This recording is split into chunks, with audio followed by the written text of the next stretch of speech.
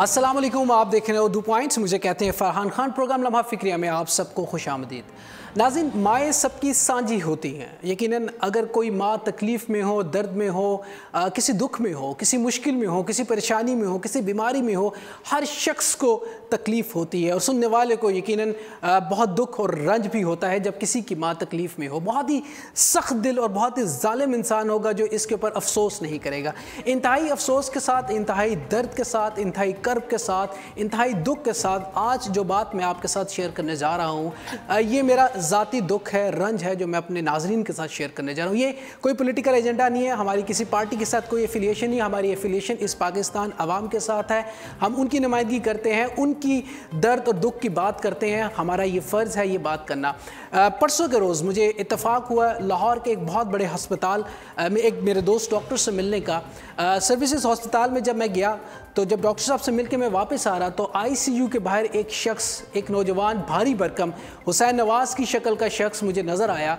और मैंने जब उस शख्स के पास गया, उससे रोने की वजह पूछी कि भाई आप क्यों रो रहे हैं, तो यकीन जाने उसके लफ्ज़ उसके साथ नहीं दे रहे थे। वो कहने लगा मेरी वालदा बहुत सख्त बीमार हैं जो कि इस वक्त वार्ड में हैं और डॉक्टर्स ने उनको कहा है कि जल्द से जल्द इनको वेंटिलेटर के ऊपर शिफ्ट किया जाए। अब मैं जब आईसीयू में आया हूँ और मैं इनसे रिक्वेस्ट कर रहा हूँ कि मेरी वालदा को वेंटिलेटर पे शिफ्ट किया जाए तो मुझे डॉक्टर्स कह रहे हैं कि हम माजरत चाहते हैं, हम आपकी वालदा को वेंटिलेटर पर शिफ्ट नहीं कर सकते। मैंने उस शख्स का हाथ पकड़ा और सीधा मैं अंदर चला गया। डॉक्टर साहबा जो कि बहुत नफीस खातून थी, मैंने उनसे पूछा, मैंने कहा जी ये इनकी वालदा इस वक्त बहुत बुरी हालत में है और आप इनकी तकलीफ़ देख सकते हैं, तो खुदा के वास्ते इनको वेंटिलेटर प्रोवाइड किया जाए। तो डॉक्टर साहब कहने लगे आई एम सॉरी, मैं बड़ी माजरत के साथ ये कहूँगी कि हमारे पास इस वक्त इस वार्ड के अंदर यानी इस अस्पताल में 9 वेंटिलेटर्स हैं और इसके अलावा हमारे पास स्पेस नहीं है कि हम मज़ीद मरीज़ों को इस वेंटिलेटर प्रोवाइड कर सकें। इंतहाई दुख के साथ, इंतहाई अफसोस के साथ जब मैंने उन डॉक्टर साहिबा की ये बात सुनी और मैंने कहा कि डॉक्टर साहिबा इस अस्पताल के अंदर, इतने बड़े अस्पताल के अंदर सिर्फ 9 वेंटिलेटर हैं, तो वो कहने लगे जी बिल्कुल हम मजबूर हैं, हम कुछ नहीं कर सकते क्योंकि आप देख सकते हैं ये जितने भी मरीज़ हैं इस वक्त इनकी ऐसी कंडीशन है कि हम किसी को भी वेंटिलेटर से उतार सकें। इंतहाई दुख और रंज के साथ जब उस शख्स के आंसू बह रहे थे तो यकीन जाने मुझे अपने हुक्मरान याद आ रहे थे। वो जो पेरिस बनाने का दावा करते थे लाहौर को, वो हुक्मरान जो कहते थे हमने लोगों को हस्पतालों में बहुत सहूलियात फराहम कर दी हैं, जिनके पेट में भी दर्द होता है तो वो लंदन भाग जाते हैं। मुझे यकीन जाने उस दर्द के अंदर हमारी मैं बड़ी काबिल एहतराम कुलसूम नवाज़ साहिबा मुझे याद आई,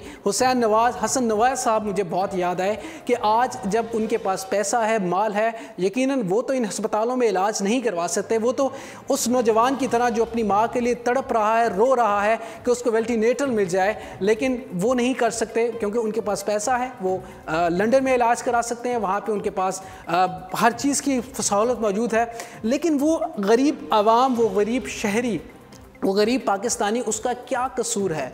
अब यकीन जाने कि इंतहाई दुख और दर्द के साथ मुझे आज ये प्रोग्राम करना पड़ रहा है कि मुझे ये कहना पड़ रहा है कि हुक्मरानों को होश के नाखून लेने होंगे।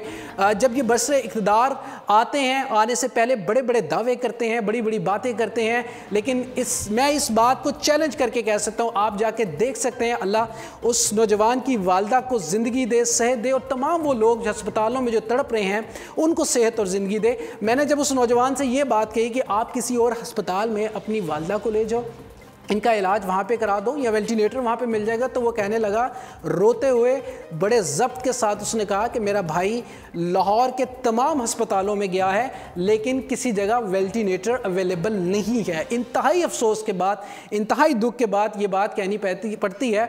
डॉक्टर साहिबा ने मुझे ये बात कही कि इनकी वालदा की जो रिपोर्ट्स हैं इसके मुताबिक इनकी ऐसी कंडीशन नहीं है कि इनको यहाँ से शिफ्ट किया जाए या किसी और जगह लेके जाया जाए, वो एक्सपायर हो सकती हैं। आप इमेजिन करें एक लड़का जिसकी माँ के बारे में ये कहा जा रहा है कि वो इधर से अगर शिफ्ट किया तो वो एक्सपायर हो सकती हैं, उस पर क्या बीतेगी। इस तरह के बहुत से लोग, बहुत से गरीब लोग जो रोज़ाना लाहौर में अस्पतालों में एक बेड पे 2-2 लोग होते हैं, उन लोगों का क्या कसूर है।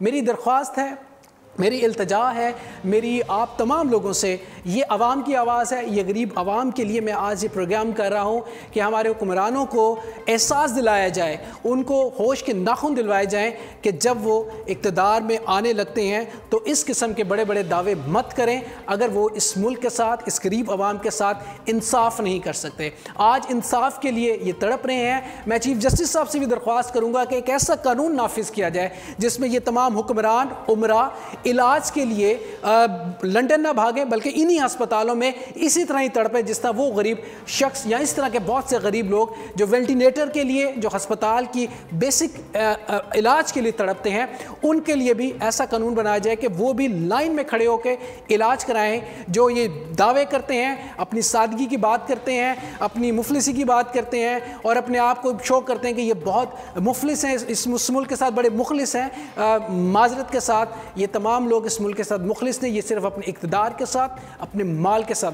मुखलिस हैं। मेरी दुआ है अल्लाह ताला हमारे हुक्मरानों को अक़ल अता फ़रमाए, शऊर अता फ़रमाए और इनको समझ अता फ़रमाए कि जिस तरह लोग अस्पतालों में तड़प रहे हैं उस तरह ये उनके लिए कुछ सोचें और सीरियसली इक़दाम करें जिसकी वजह से लोगों की आंसू और लोगों की आहें और बदवाओं से ये बच सकें। अपने मेज़बान फ़रहान खान को उर्दू पॉइंट से दीजिएगा इजाज़त। ज़िंदगी ने तबाह की, सांसों ने वफ़ा की। आपसे फिर मुलाकात होगी। टिल देन अल्लाह निगहबान। पाकिस्तान जिंदाबाद।